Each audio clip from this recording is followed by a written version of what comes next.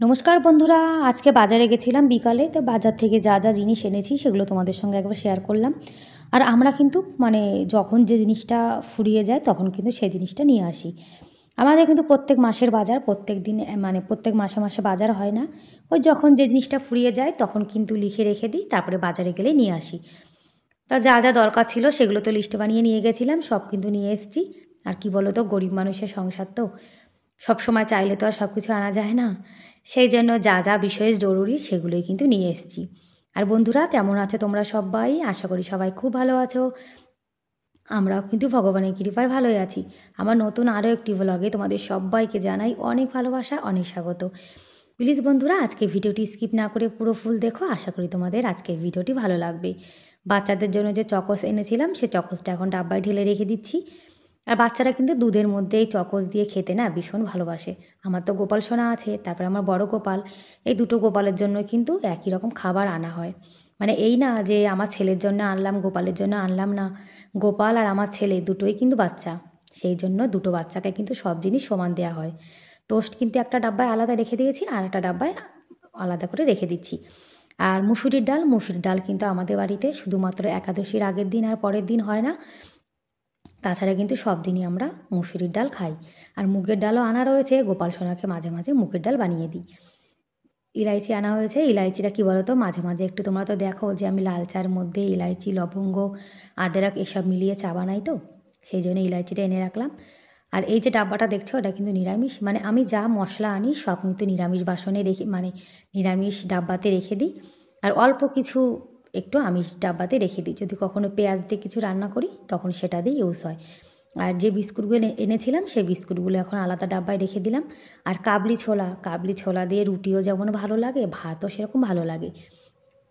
আর এই ছোলাটা জানো তো ভীষণ ভালো, এর দামও অনেক নিয়েছে। কিন্তু কি করব বলো, খেতে হলে তো দামের দিকে তাকানো যাবে না। গরুর দুধ এনেছিলাম, সেটা কিন্তু গরম করে হালকা একটু ঠান্ডা করে এখন দুই বাচ্চাকে দিয়ে দেবো।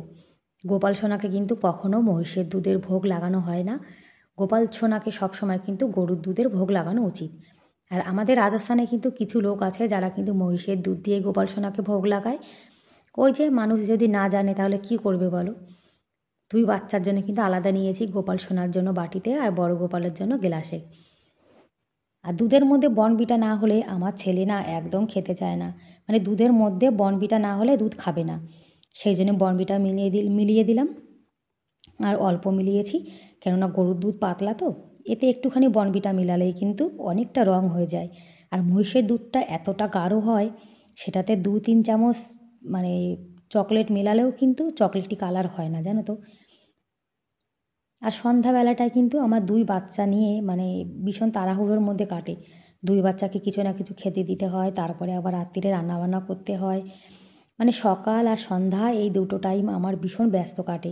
তা ভাবলাম তোমাদের সঙ্গে তো প্রতিদিন আমি সকালের ভিডিও শেয়ার করি, তা আজকে একটু বিকালের ভিডিও শেয়ার করলাম। বিকাল থেকে রাত পর্যন্ত আমি যেভাবে সংসারের কাজ গুছিয়ে করি সেটাই তোমাদের সঙ্গে শেয়ার করছি। আমার গোপাল সোনাকে এদিকে দিয়েছি, এদিকে বড় গোপাল ওদিকে খাচ্ছে। দুটো গোপালকে কিন্তু একভাবেই সেবা করতে হয় দেখো। বড় গোপাল খাচ্ছে একা একা, ছোট গোপালকে আমি খাইয়ে দিচ্ছি। তুলসী পাতা দিয়েছি, কেননা তুলসী পাতা ছাড়া কিন্তু গোপাল সোনার ভোগ লাগে না। গোপাল সোনাকে দিয়ে তারপরে আমি চলে এসেছি এখন চা বানাবো। একটুখানি দুধ রয়েছে, তা ভাবলাম তো প্রত্যেক দিন তো লাল চা খাই, তা আজকে একটু দুধ চা খাই। কী জানো তো, কখনো কখনো না মন চায় একটু দুধ চা খাওয়ার। আর কি জানো তো, দুধ চায়ের থেকে কিন্তু লাল চা খাওয়া শরীরের পক্ষে ভালো, কিন্তু দুধ চায়ের টেস্ট কিন্তু বেশি আসে। তোমরা কারা কারা আমার মতো চা খেতে পছন্দ করো তোমরা কিন্তু কমেন্ট করে জানাতে পারো। চা কিন্তু 1 কাপই বানিয়েছি শুধুমাত্র আমার জন্য। আমার বর তো দুধ চা একদম পছন্দ করে না, লাল চা হলে একটু খায়, তাছাড়া খেতে চায় না। দুটো টোস্ট নিয়েছি, এই টোস্ট আর চা এটাই হলো আমার রাত্রিরের খাবার। আমি কিন্তু রাত্রিরে আর কিছুই খাই না। আর এদিকে দুধ গরম বসিয়েছি, এখন একটু সেমাই রান্না করব। আজকে রাত্রিরে গোপাল সোনাকে সেমাই দিয়ে ভোগ লাগাবো। সন্ধ্যাবেলায় তো গোপাল সোনা চকোস দিয়ে দুধ খেলো, রাত্রেবেলায় সেমাই দিয়ে খেয়ে নেবে। আর গোপাল সোনাকে কিন্তু রাত্রেবেলায় অন্নভোগ লাগাতে আমাদের গুরুদেব বারণ করেছে, সেই জন্য কখনো চিড়ে, তারপরে কখনো রুটি, কখনো সিমাই এগুলো দেয়া হয়।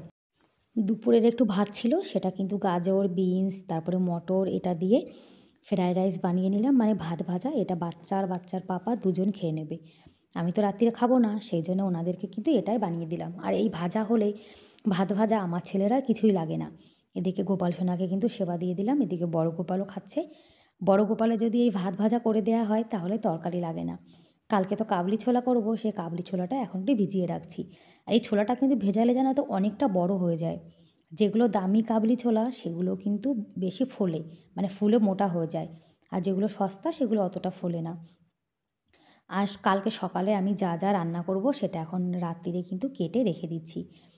শীতকালের বেলায় যদি রাত্রিরে একটু সবজি কেটে ধুয়ে রাখা যায় তাহলে সকালে জানো তো রান্নাটা অনেক তাড়াতাড়ি হয়ে যায়। কালকে করব সবজি ডাল আর করব মানে কাবলি ছোলা, সেটাই কিন্তু এখন রেডি করে রেখে দিচ্ছি। আর বন্ধুরা, তোমরা এখনও পর্যন্ত যারা ভিডিওটি দেখছো, তোমাদের আজকের ভিডিওটি কেমন লাগলো কমেন্ট করে কিন্তু অবশ্যই জানিও। আর ভিডিওর কোনো অংশ যদি তোমাদের একটু হলেও ভালো লেগে থাকে তাহলে প্লিজ এটা লাইক করে দিও। আর আমার চ্যানেলে তোমরা আজকে যারা নতুন আর ভিডিওটি দেখছো, তোমাদের যদি এরকম ভিডিও দেখতে ভালো লাগে তাহলে কিন্তু তোমরা চাইলে আমার এই চ্যানেলটিকে সাবস্ক্রাইব করে আমার এই ছোট্ট পরিবারের পাশে থেকে যেতে পারো। আর এই কাজটি যারা অলরেডি করে দিয়েছো তাদেরকে অসংখ্য ধন্যবাদ। এই যে সবজিগুলো এখন সব ধুয়ে রেখে দিলাম, তাহলে কিন্তু সকালে আমার ঠান্ডা জলে না একদম হাত দিতে হবে না। সকালে ট্যাঙ্কির জলটা এত ঠান্ডা হয়ে থাকে, যখন হাত দিই আমার হাতটা পুরো একদম মানে কালো কালো হয়ে যায়, মানে এত ঠান্ডা থাকে। মশলাটা ভাবলাম পিষে রেখে দিই, এখন তো শীতকাল, সকালে কারেন্টের কোনো ভরসা নেই, কারেন্ট থাকতেও পারে আবার না থাকতেও পারে, সেই জন্য এখন মশলাটা পিষে রেখে দেবো। আর সব যদি এখন আমি কেটে ধুয়ে মশলা বেটে রেডি করে রাখি, সকালে যদি আমি একটু ঘুম থেকে লেট করে উঠি তবুও না অসুবিধা হবে না। আলুটা তো নতুন, আর নতুন আলুতে দেখবে অনেক বালি থাকে, সেই জন্যে নতুন আলুটা ধুয়ে রেখে দিলাম। বাসনগুলোও দেখো মেজে রেখে দিচ্ছি। তোমাদের সঙ্গে কিন্তু আমি আজকে রাত্রিরে ভিডিওটা শেয়ার করলাম যে আমি সন্ধ্যা থেকে রাত পর্যন্ত যেভাবে সংসারের কাজগুলো গুছিয়ে করি। এখন কিন্তু 9টা বাজে, আর দেখো বাইরেটা কিন্তু ভালোই অন্ধকার হয়ে গেছে। আমরা কিন্তু আমাদের গেটের বাইরে সবসময় একটা লাইট জ্বালিয়ে রাখি, তা না হলে পুরো একদম অন্ধকার হয়ে থাকে, আর অন্ধকার দেখলেই না আমার ভীষণ ভয় করে। গ্যাস ওভেনটা এখন এই যে পরিষ্কার করে রেখে দিচ্ছি।